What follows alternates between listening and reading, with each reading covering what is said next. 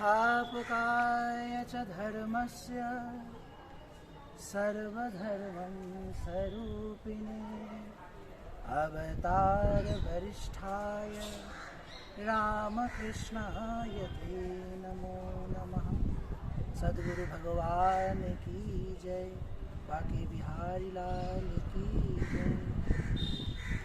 दोस्तों, मित्रों, सज्जनों और भक्तवृंदों, जो मेरे साथ YouTube में जुड़े रहे हो और मेरे ज्योतिष और योगा की चैनल देख रहे हो, उसके लिए मैं फिर से एक नया प्रयास से नया वीडियो बना रहा हूँ। आप लोग मुझे बहुत ही चाह रहे हो, देख रहे हो वीडियो, इससे मुझे बहुत अच्छा लग रहा है, प्रफुल्लता हो रही है और आगे के सामने अच्छे अच्छे वीडियोज़ आपके लिए लाने का भी इच्छा और भी बढ़ जा रहा है।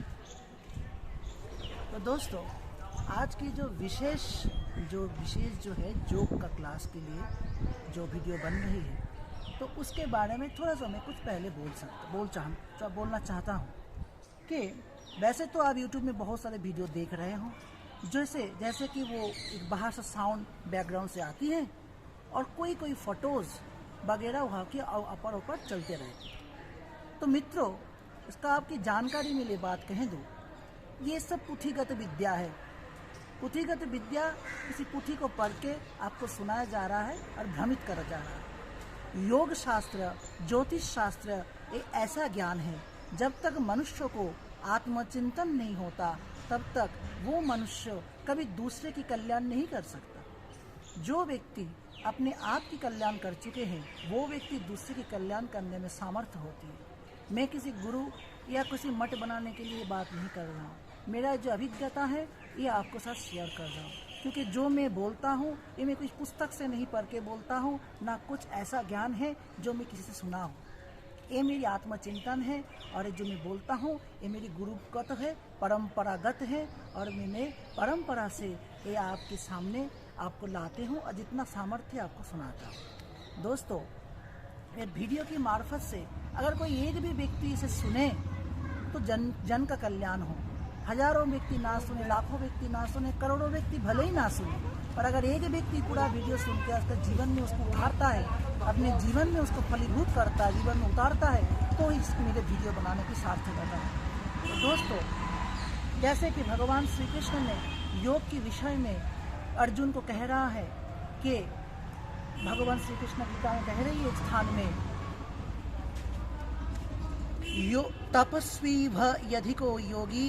तपस्वीभ्यो अधिको योगी ज्ञानिभ्योऽपि मतोऽधिकः कर्मिभ्याश्चाधिको योगी तस्मद् योगी भव अर्जुन। यानी तपस्वीभ्यो अधिक, जो तपस्वी से भी अधिक, योगी ज्ञानिभ्योऽपि मतोऽधिकः, जो ज्ञानी से भी अधिक है, और जो कर्मिभ्याश्चाधिक योगी तस्मद् योगी भव अर्जुन।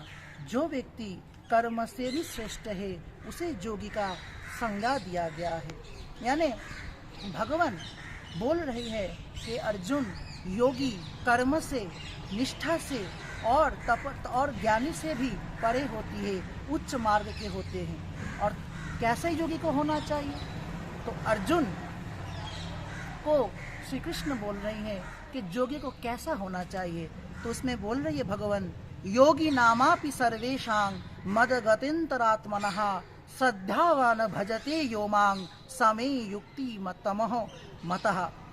यानी जो व्यक्ति योगी बनते हैं उसके चिंतन में भगवान, मन में भगवान, सर्वसम भगवान, वो अपने आप को, आत्मा को परमात्मा की साहित्य बना देते, वो व्यक्ति ही श्रेष्ठ होती है और वो व्यक्ति ही हमारी यानी भगवान की प्रिय माना जाता है। तो योग शास्त्र में योग का एक बहुत महत्व रहा है और जो व्यक्ति योग साधना से अपने विषय इंद्रियों को परास्त करके योग साधना में लीन होता है, वो तत्पर अपने आप में एक अनोखा व्यक्ति बनने का उसमें सामर्थ्य होती है। तो योग जो मेरी जो योग की चैलेंज चल रही है, इसी के कारण आप इसका लाभ उठाएं। और चलिए दोस्तों, आज का जो विशेष योग के विषय में हम बोलने जा रहे हैं, जिस योग में आपको बोला गया था कि मनुष्य के शरीर में जो कुंडली होती है, जो सर्प की जैसी होती है, वो वैसे सुप्त अवस्था में रहता है।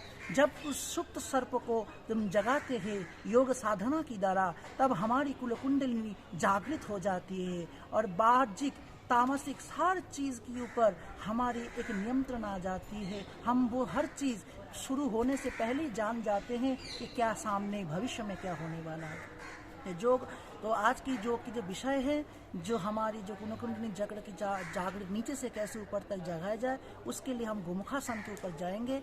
तो गोमुखासन के लिए चलो मित्रों, हम जाते हैं और देखते हैं गोमुखासन कैसे किया जाता है। तो दोस्तों, आ गए हैं गोमुखासन की ओर। तो गोमुखासन के विषय में हठ योग दीपिका में कहा जा रहा है कि सर्वे दक्षिण गुल्फम तु पृष्ठ स्पार्शे नियोजजे दक्षिणे अपि तथा सभ्यम गोमुखम गोमुखाकृति। यानी जिस आसन में बैठते हुए गोमुख यानी गो की मुख की भांति शरीर हो जाते हैं, उसे गोमुखासन कहते हैं। अब गोमुखासन की विधि क्या है? बोल रहे हैं कि हम सीधा पहले वज्रासन में बैठेंगे और वज्रासन में बैठते हुए दो जांघें और घुटने की बल में पहले बैठना होगा। दो घुटने के ऊपर बल में बैठने के बाद हम स्क्रीन में दिखाए गए जो फोटो है, उनमें से आप देख पा रहे हो कि कैसे कैसे आसन की ओर बढ़ जा रहा है। ऐसे 1 नंबर 2 नंबर 3 नंबर स्टेप करके आपको गोमुखासन चित्राकृत में स्क्रीन में दिखाया जा रहा है। अब इसको फॉलो कीजिए। पहले वज्रासन में बैठना है, फिर उसके बाद अपने घुटने की ऊपर बैठ के हाथ को पीछे की ओर धीरे धीरे ले जाना है और सीधा 90 डिग्री करके सिर को सीधा 90 डिग्री में रखना है और उसके बाद भी दोनों हाथ पीछे ऐसे करके रखना है और जैसे चित्र में दिखाया जा रहा है वैसे करके रखना है और सीधा ब्रीथ को धीरे धीरे श्वास और प्रश्वास को गिनते चले जाना है और ऐसे करके 10 मिनट तक ऐसे ही रखना है। फिर उल्टा हाथ यानी दक्षिण हाथ के बाद आ जाएगी बाम भाग को भी वैसे ही दक्षिण हाथ की भांति ही जैसे चित्र में दिखाया जा रहा है वैसे ही बाम भाग को ही इतना समय 10 मिनट तक रखना है। ऐसे करके श्वसन और प्रश्वास का 3 समय का करना है। तो इसका गोमुखासन का लाभ आपकी जीवन में क्या है, इसी विषय में आज थोड़ा विस्तार से कहेंगे। देखिए, गोमुखासन जो है वो ऐसे ही नहीं है, ये योग का एक पार्ट है।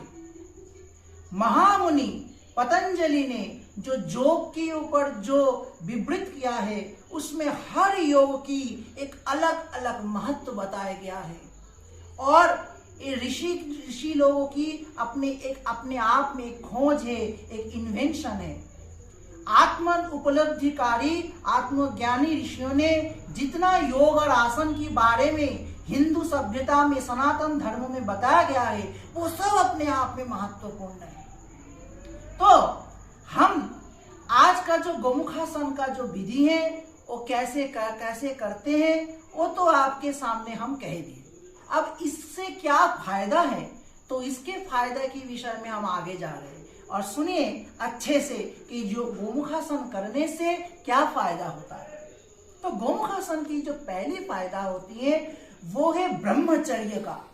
जो व्यक्ति आमरण ब्रह्मचर्य को धारण करना चाहता है और अपने तेज ओज बल को वृद्धि करना चाहता है, वो व्यक्ति के लिए गोमुखासन को बहुत ही माना कहा गया है। यानी जो गोमुखासन ब्रह्मचारी के लिए ओज तेज का वृद्धि करता है, यानी वो व्यक्ति का अपने आप में एक ब्रह्म तेज उत्पन्न हो जाती है।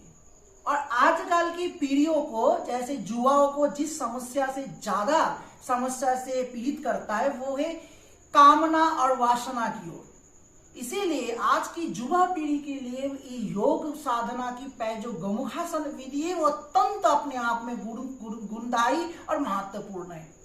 इसका अगर निशा की समय और दिन की समय, दोनों समय, दिवा या रात्रि दोनों की समय इसका अभ्यास किया जाए, इसके अभ्यास से अपने 1 महीने में आप एक फल देखना पाएगा। किसको? जिस व्यक्ति को नाइट फॉल्स और स्वप्न दोष की ज्यादा हावी हो जाती है, अपने छोटी उम्र में किए गई भूल से ज्यादा व्यक्तियों को स्वप्न दोष जैसी बीमारी का लत लग जाता है और इससे अपने आप का शक्ति, अंतरात्मा का जो शक्ति क्षय हो जाती है, इम्यूनिटी पावर धीरे धीरे नष्ट हो जाती है। उस व्यक्ति के लिए गोमुखासन बहुत ही फायदेमंद रहता है। तो जो दो पैर में यानी दो बार करके इसका सेट बनाना है। जिस विषय में अभी में हम आपसे कह रहे थे कि इसका उपकारिता के विषय में दोस्तों बार बार सुनिए इस बात को। जिस व्यक्तियों को रात में नींद नहीं आ रहा और जिस युवा पीढ़ी को सबसे ज्यादा समस्या है, मेरी फेसबुक में कम से कम 3 से 4 व्यक्ति पर्सनली मुझे मैसेज करके बात किया है कि भगवान, हम लोग युवा पीढ़ी है, हम लोग का पहला जो समस्या है कामना चिंता बहुत उद्रेक हो जाती है समय के हिसाब से। तो दोस्तों एक लज्जा की बात नहीं है, एक मनुष्य की स्वाभाविक प्रवृत्ति है जिससे मनुष्य कभी कभार उभर जाता है, कभी कभार उभर नहीं पाता है। तो इस कामना प्रवृत्ति के निवारण करने का भी एक गोमुखासन अपने आप में बहुत ही फायदेमंद है। क्योंकि जिस समय हम ये दावा के साथ आपको कह रहे हैं, जिस समय जिस पुरुष और ए में दावा के साथ आप लोगों को कह सकता हूं कि जिस समय इस बीमारी जैसी कामना की उद्रेक हो रही है, एक प्रकार की बीमारी मान लो, तभी आप गोमुखासन का आसन शुरू कर दो। उसी समय आपका पूरा जो माइंड सेटअप हो जाएगा और उससे आप निवृत्त हो जाओगे। ये मेरा दावा है आप लोगों को। तो इसीलिए आप दिन की समय और शाम की समय यानी रात की सोने जाने से कुछ समय पूर्व आप गोमुखासन का अभ्यास करो। और याद रखना, भरी पेट कभी आसन नहीं किया जाता।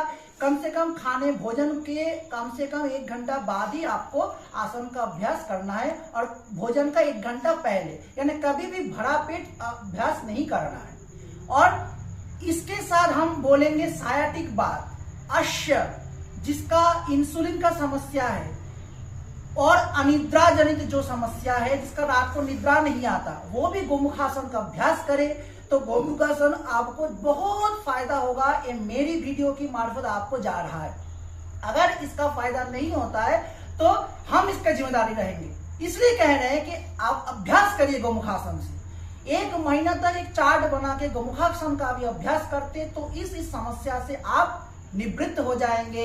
ये मेरा दावा है। और ये से मेरा दावा इसलिए है कि मेरा बात नहीं, ऋषि की परंपरा है, ऋषि का आत्मलुब्धि है। इसीलिए कह रहा हूं दोस्तों, इसको ऐसे मजाक में मत लीजिए, इसको गोमुखासन का अभ्यास कीजिए। तो दोस्तों आज था इतना ही। इसके साथ हम आपको बहुत सारे अपडेट देते रहेंगे योगासन के। जुड़े रहे और सब्सक्राइब कर दीजिए। नमस्कार, शुभम भवतु।